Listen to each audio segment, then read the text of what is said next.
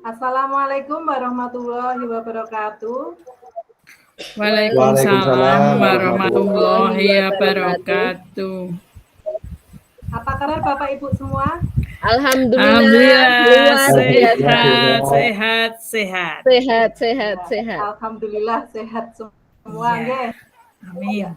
Bapak Ibu, alhamdulillah kita dipertemukan kembali dalam kegiatan simulasi IHT dalam keadaan sehat walafiat, tidak suatu apapun. Amin. Bapak Ibu semua, saya akan mengajak Bapak Ibu semua untuk meneriakkan yel-yel BK SMK melayani dengan sepenuh hati. Kita ulangi, nggih. Yel-yel BK BK SMA melayani dengan sepenuh hati. Ya, tepuk tangan. Sebelum kita mulai kegiatan simulasi ini, terlebih dahulu marilah kita buka kegiatan ini dengan bacaan basmalah bersama-sama. Bismillahirrahmanirrahim. Baik Bapak Ibu, selanjutnya kita ice breaking terlebih dahulu. Untuk pemimpin ice breaking yaitu Bu Hera, nggih Ibu. Waktu dan tempat saya persilahkan kepada Bu Hera untuk memimpin ice breaking. Kayaknya tadi Mbak Wilda deh. Oh, Bu siap semuanya. Oh, nggih. Ya, kepada Bu Hilda saya persilahkan untuk memimpin ice breaking pada kegiatan kali ini. Baik, terima kasih Bapak Ibu. Masih semangat? Semangat. Baik, untuk saat ini saya akan memberikan ice breaking. Biasa untuk melatih keseimbangan otak kanan dan otak kiri ya Bapak Ibu. Iya. Oke, langsung saja untuk gerakan yang pertama, tangan kanan jempol. Tangan kanan jempol, yang tangan kiri kelingking. Ya, seperti ini Bapak Ibu. Terus dipindah. Udah kelihatan itu ya. Kelihatan nggak? Udah. Kelihatan? Di tempat saya. Bu Hera, apanya Mbak? Lihat. Lihat, mungkin sinyalnya tempat saya. Saya mendengarkan instruksi Bu Hilda aja. Oke. Ya, tapi jendeknya jangan ke atas, Mbak. Samping ini loh. Iya, miring ke atas. Miring gini semua. ini seperti saya bisa nggak Bu? Ini. Nah, gini.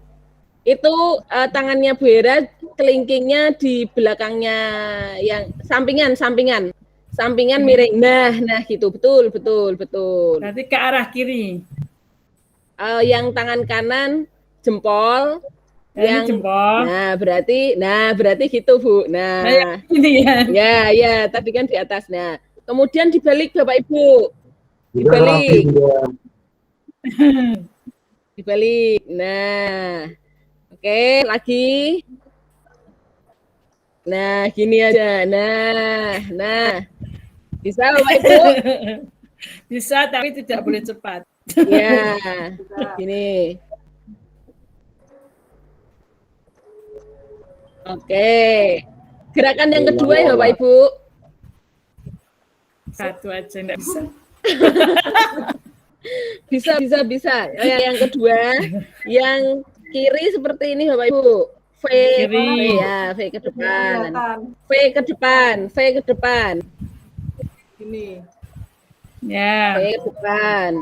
Kemudian yang tangan kanan pistol, Bu. Oh ya, kelihatan sekarang. Ya. Oke, gini ya. Terus dibalik dong. Gini. Terus balik lagi gini. Balik gini. Oke. Kita dari yang pertama 4 kali ya Bapak Ibu. Oke. 1, 2, 3. 1, 2, 3, 4. Yang tembak 1, 2, 3, 4. Oke, tepuk tangan buat kita semuanya. Terima kasih Bapak Ibu. Saya kembalikan kepada Bu Yanti. Terima kasih Bu Ida atas ice breaking-nya, lumayan buat semua bersemangat ya dalam mengikuti kegiatan ini. Selanjutnya yaitu pemaparan materi dari Bapak Budi Kusworo, dan tempat saya persilahkan kepada Bapak. Terima kasih Bu Nuryanti yang telah membuka acara dalam kesempatan ini, presentasi saya, dan juga Bu Dani yang telah memberikan ice breaking sehingga kita semua dalam keadaan segar. Malam hari ini saya akan menyampaikan kegiatan dalam presentasi saya ini kaitan dengan pelajar Pancasila. Panjenengan semua tahu ya, ibu-ibu, bapak yang saya hormati, pelajar Pancasila itu seperti apa? Pelajar Pancasila yang diharapkan sebagai kurikulum penggerak yang ada di sekolah ini, yang nantinya diharapkan terutama adalah profil. Tayangannya nggak kelihatan Mbak Wilda. Bentar, ini yang share Pak Budi atau saya? Ini Mbak Wilda yang sedang present. Iya. Oh, coba. Tadi sudah kelihatan, Bu. Iya. Saya. Kita kelihatan. Lanjut Pak Budi. Monggo ya. Profil peserta pelajar Pancasila yang diharapkan itu seperti apa? Ya, jadi dalam kesempatan ini perlu kiranya kita harus mengerti yang nantinya akan kita gunakan sebagai di tempat saya nggak muncul Mbak. Kriteria yang di saya muncul. Kriteria yang nantinya akan bisa disampaikan kepada anak didik kita. Kira-kira dalam apa yang harus disampaikan kepada anak-anak yang ada di sekolah untuk profil peserta didik itu ada berapa ya Bapak? 6, Pak. Ada 6, betul, ada 6. Nah, yang pertama itu apa, Bapak? Kelihatan nggak, Bu? Belum. Enggak, di tempat saya nggak ada. Belum. Tapi di tempat saya udah kelihatan nih. Ya. Coba saya stream dulu. Belum ke sini, Ibu. Bentar. Ya. Yang pertama adalah beriman kepada Tuhan Yang Maha Esa. Ya. Jadi anak kita itu harus bernantian dan bertakwa kepada Tuhan Yang Maha Esa. Dari unsur religi. Coba dikirim ke saya, Po. Apakah Mbak Yanti? Bu Yanti, coba share screen, Bu Yanti. Maka kita harus bisa memberikan bimbingan secara kita.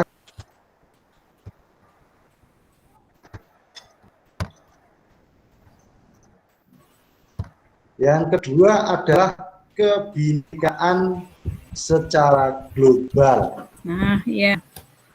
Ya, ini kelihatan. Ya, perlu saya sampaikan semua dulu, baru nanti akan saya berikan penjelasan. Okay. Yang ketiga, kira-kira apa Ibu Bapak? Yang ketiga adalah gotong royong, ya, gotong royong. Bagaimana siswa kita nanti bisa bekerja sama dengan yang lain. Kemudian yang keempat, ada yang tahu Ibu? Yang Kreatif, keempat adalah boleh mandiri dulu, mandiri. Oh, mandiri. Bukan mandiri. Nah, bukan mandi sendiri, tapi mandiri. Kemandirian siswa sangat penting sekali untuk diberikan contoh-contoh agar dia bisa menuju pada dunia usaha dan industri. Kemudian yang kelima, apa itu? Bernalar kritis. Bernalar kritis. Bernalar kritis ya. Jadi bernalar kritis. Kemudian yang terakhir adalah kreatif. Jadi siswa seperti itu.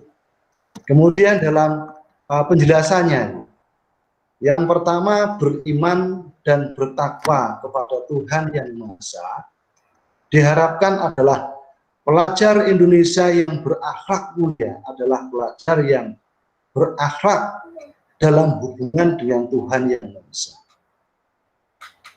Harus bisa memahami ajaran agama yang dianut sesuai dengan kepercayaan serta menerapkan pemahaman tersebut dalam kehidupan sehari-hari. Contohnya, ya bisa dengan sholat berjamaah. Kemudian elemen yang sangat dilihat dalam kuncinya, dalam beriman, bertakwa kepada Tuhan Yang Maha Esa itu, dan berakhlak mulia, itu dilihat dari akhlaknya beragama. Kemudian akhlak pribadi dari siswa tersebut. Kemudian akhlak kepada manusia yang lain.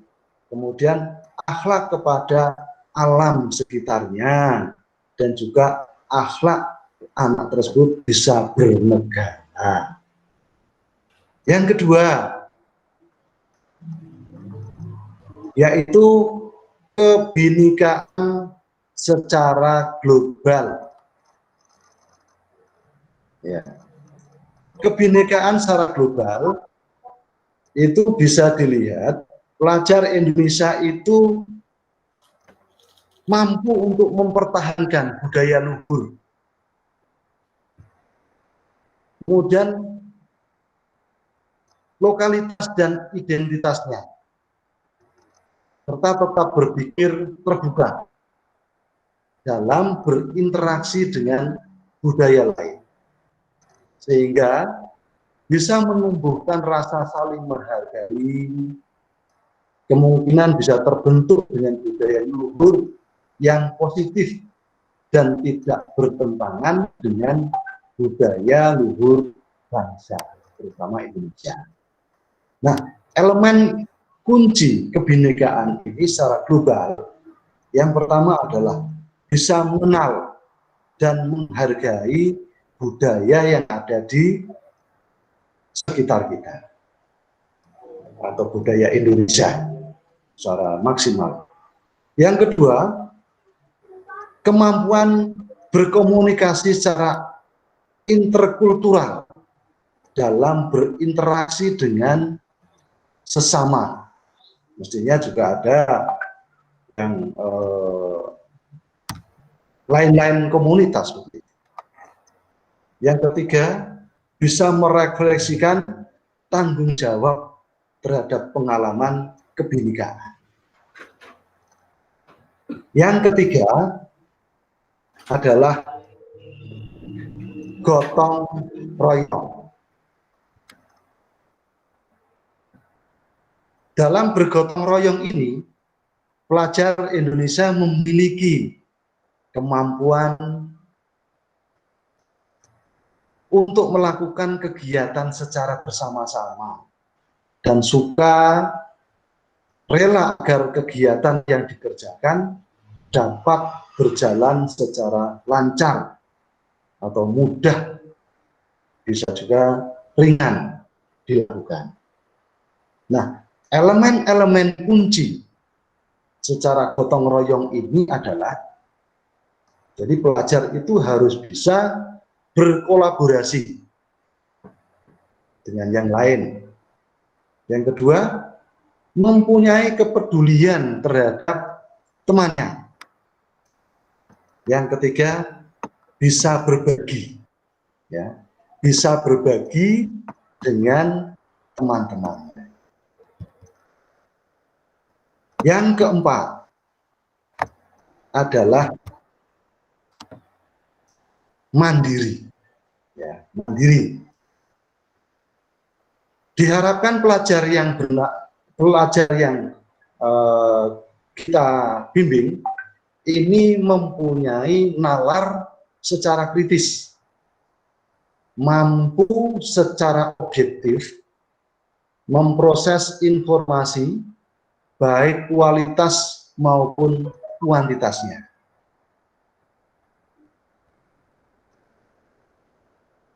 Bisa membangun keterkaitan antar berbagai informasi, bisa menganalisis informasi, mengevaluasi, dan juga menyimpulkan.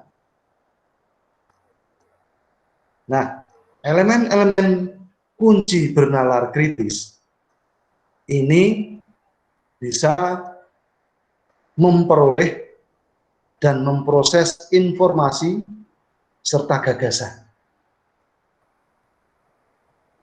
Yang kedua, bisa menganalisis dan mengevaluasi penalaran. Yang ketiga, bisa merefleksi pemikiran dan proses berpikir. Yang keempat, tentunya anak harus bisa mengambil keputusan. Nah, kemudian berikutnya adalah bernalar kritis.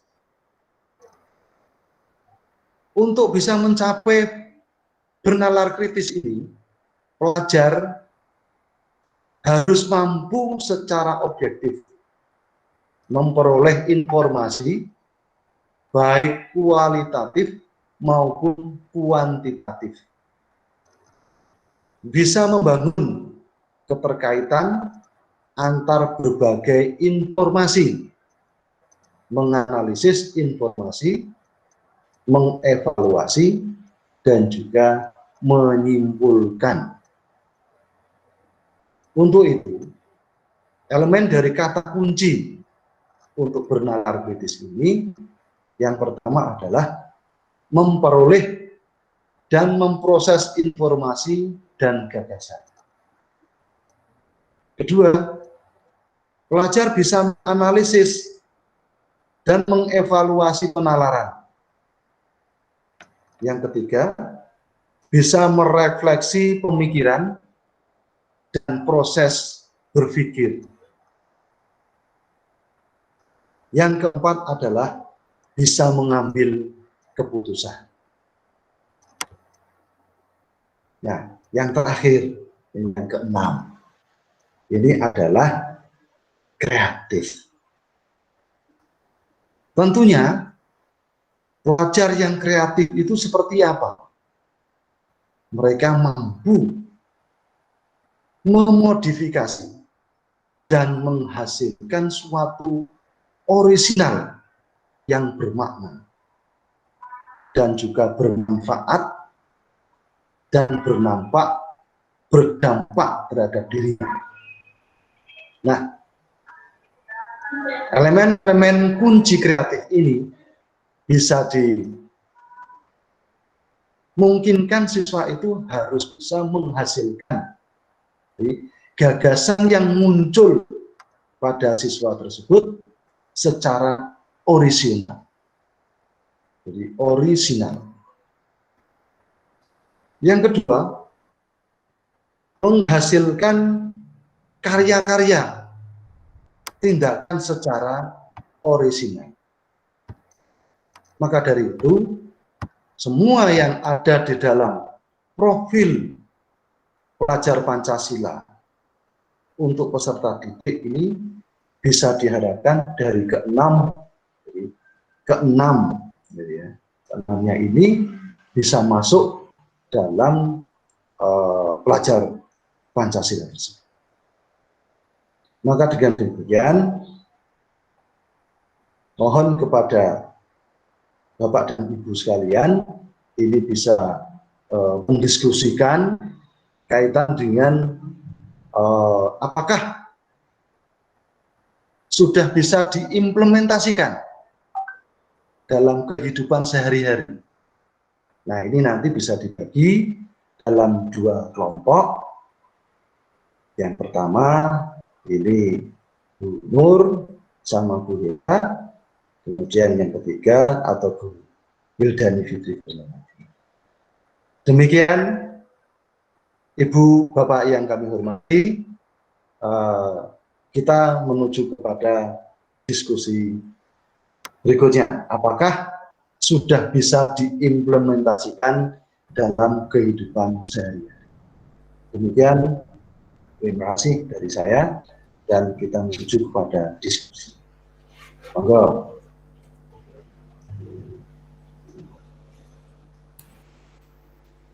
Waktu kita 5 menit ya. Iya. Saya coba share screen hasil saya ya, Pak. Oke, monggo Ibu Wildani.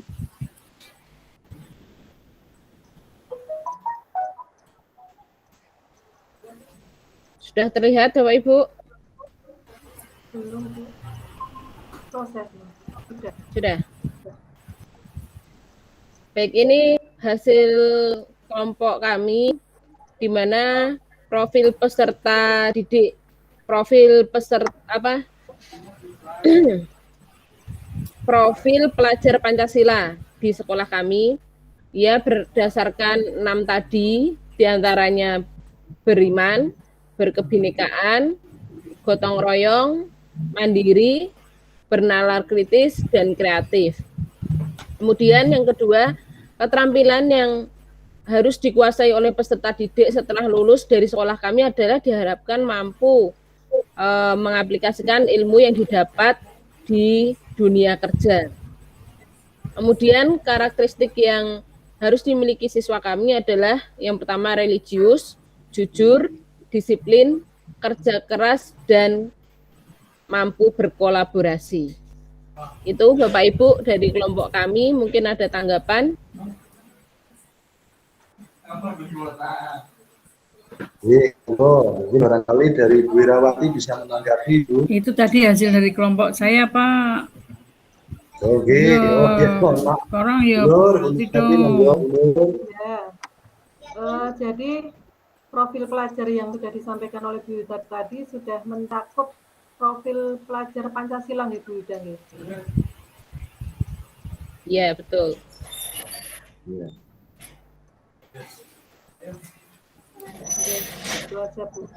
Jadi Bapak dan Ibu Bapak yang kami hormati, tadi sudah disampaikan Bu Wildani di kelompok pertama dan juga Bu Nuryati, sekiranya itu yang menjadikan satu pentingnya profil pelajar Pancasila itu untuk diterapkan sebagai penggerak. Jadi siswa menjadi penggerak.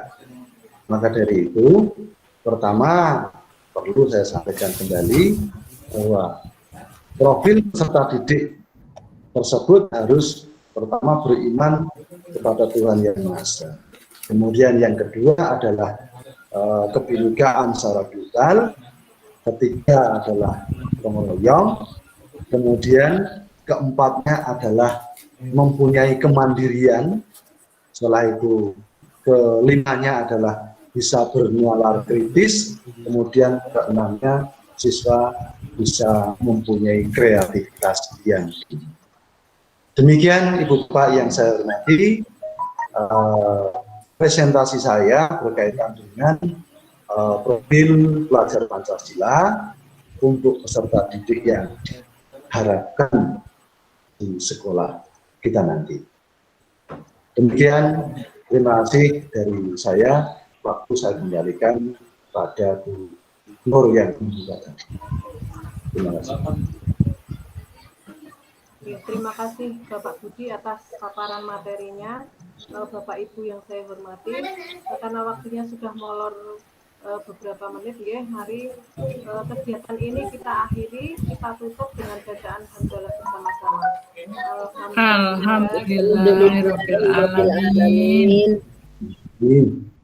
Demikian Bapak Ibu, saya selaku fasilitator, ada kesalahan, saya mohon maaf.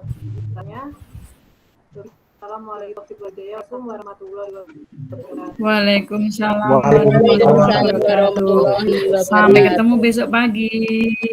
Sampai ketemu. Terima kasih. Semangat. Waalaikumsalam.